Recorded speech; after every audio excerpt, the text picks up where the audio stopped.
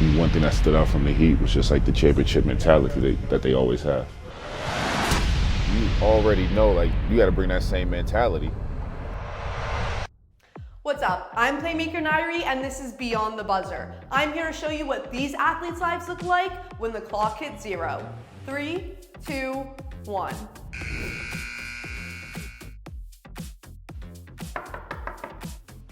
Hey. What's up, man? Come on in.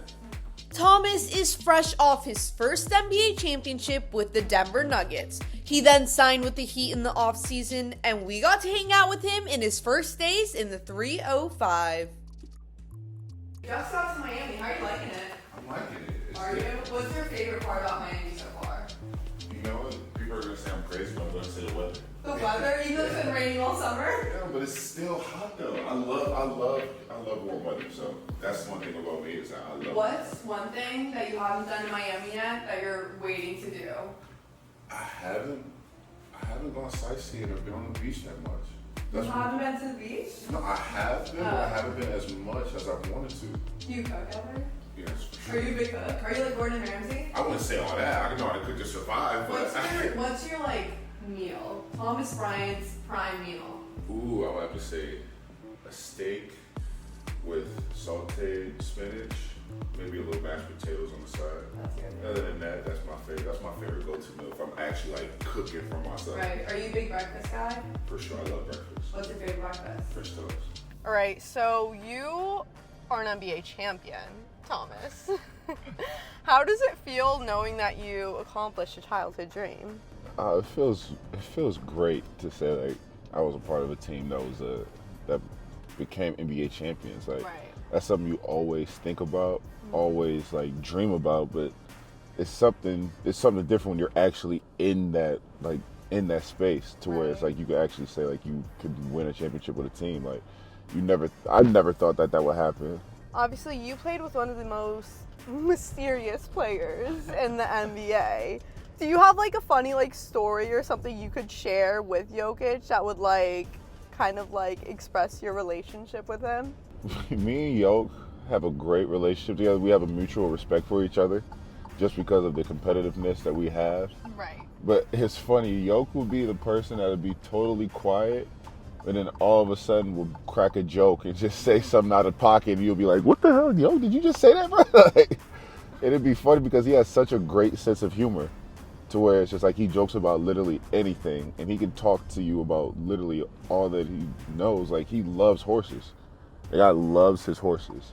Yeah, does he like talk about his horses like often at practice and stuff? Like it's his children. Like it's Jokic and his horses, that's it. Literally like his children. Thomas is a 7th-year player in the NBA, joining a Miami Heat franchise that has 3 championships and the most playoff wins and finals appearances of any team since 2006. I would say the feel is different from the championship aspect is all around us. And, no matter where you look, there's always an inspiration of just like players that have been here, championships that the Heat have won, certain players that have been here, legends of like LeBron James, Dwayne Wade, Chris Bosh, Shaquille O'Neal, Alonzo Mourning, who's up in our weight room of just like, the inspiration that comes with it. You just see different things from different facilities, and one thing that stood out from the Heat was just like the championship mentality that they always have.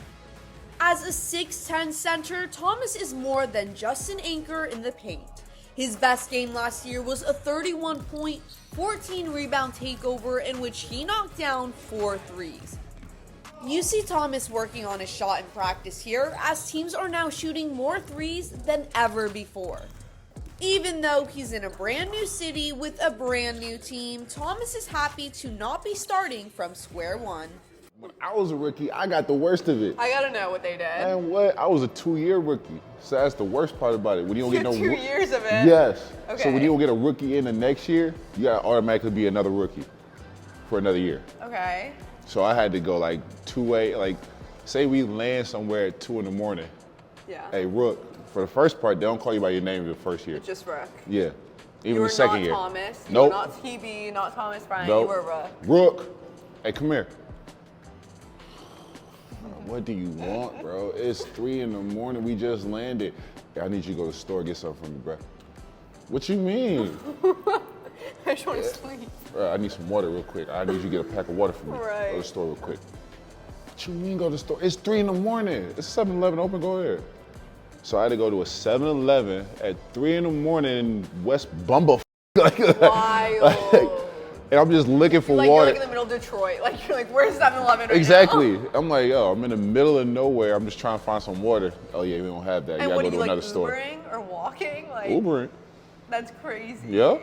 You better get it too. That was like, you were just like their little butler. Yeah. You waking up at the crack of dawn, conditioning just for. That's also like, they text you at like ungodly hours. You know what's Like funny? 3 a.m. You know what's 4 funny a.m. though?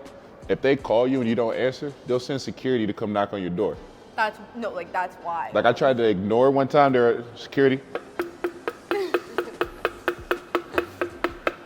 Just knocking until I get up. And then next day at practice, when you're having the off day, it's your fault. Yeah, it and is. they're the one keeping you up all night. Yep. You're like, It's I your couldn't fault, sleep, bro. so. What, you stay up all the time before? You was out in them clubs fucking with them girls before, boy. You can't be up now? The fuck? Be like, and I'm over here drenched in sweat like, nigga, I was just here about an hour and a half before you, bro.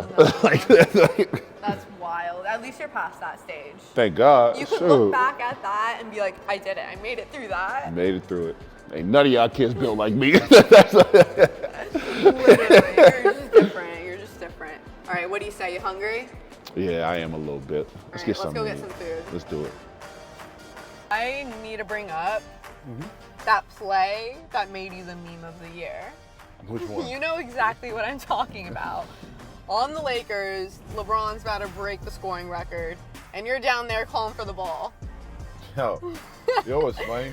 Yeah, I Like gotta that know like whole what was time. going through your head while that play was happening. Like he's about to break that record, and you're wanting that ball. You're wanting to make that bucket. The whole time I'm looking up, trying to time, like, so he's like 12 points. He has 12 points left. So I'm like, I'm looking up, like, trying to, like, see, like, all right, 12 points, 10, 8. All right, but I'm still trying to, like, you know, still be in the game and everything. Like even if it was the better shot, like I didn't even notice that was a shot, though. At that time, I, like, literally when Bryant says, if I see you on that wing, you got a smaller defender, get your ass in that post. Like, dive. Right. Call for the ball. So I'm down. I'm doing what he told me to do. right. And I'm looking around. I'm like, right before he shot the ball, I'm like, why is everybody camera? Bro? I'm like, bro, he ain't there yet. I'm like, oh, he only got 2. Bro, I was crying shit. watching.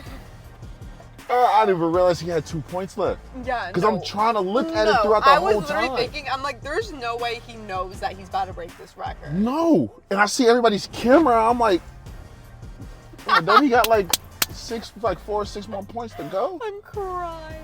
And next thing you know, he shoots it and put his hands up. I'm looking like, and I hear everybody cheer. I'm like, All right. oh, okay.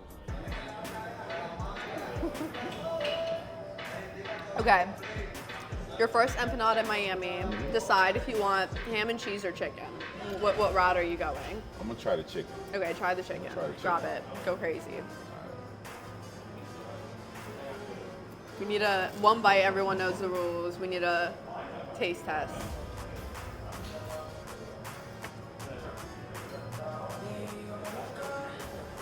Let us savor it. I need to see the inside of it. That's well seasoned. Solid. I don't know. It's good. Do you like it? You're an empanada guy or? I wish I'm empanada guy. Looking back at your time with the Washington Wizards, you played with 2 superstars on that team, Bradley Beal, Russell Westbrook. I kind of want to like talk about your time there. Russell Westbrook's probably, I feel like a lot of people would agree, is like one of the most highly criticized NBA players in today's game. Can you talk a little bit about your experience playing with him and how he is as a teammate and a vet on a team? Absolutely love Russ. Russ is like literally a big brother to me. Like he accepted me for who I was from the start of it. He always accepts any of his teammates. He's always riding for him, talking to him. Like as a teammate, he's one of the best you'll ever have because he knows the game so much and he makes it so much easier for you to play. Like, he wants you to score. He wants you to do good. Like, he wants that from you. So, like, having him as a teammate, you already know, like, you got a dog with you. So you got to bring that same mentality. And it was funny. When I was at Indiana, I loved country music, and I found out they used to always ask me, "Are you and Jimmy gonna have a country music battle?" And I'm like, "Yo, stop it, bro!" Like, not a country music battle. Like, really? Like, oh my God, you guys could have coffee together. Big Face brand. Oh my God, this is perfect. You like coffee. He literally is the coffee king of the NBA. Like, we need to set that up ASAP. It'd be a heedle. And you know what? It didn't end up working out. But what was your reaction when you saw he was going to the Bucks? I was surprised. I'm not gonna lie, I was very surprised. But I mean, that's the business we live in. Right. That we have to be a part of. Like, it can happen at any moment. Like, you think something's a shoo-in and it might not be. But you know, it was tough seeing that. But you know, wish the best for him. You know, for him going on to his next journey with the Milwaukee Bucks or anything like that. You know, it sucks that we couldn't get him. We really wanted him, but happy to see him, you know, do what he can, get out of the Portland situation. Early on in the summer, going on into training camp, into the season, like, yeah, think about it. Last year, nobody thought that he would go to the finals, but they did.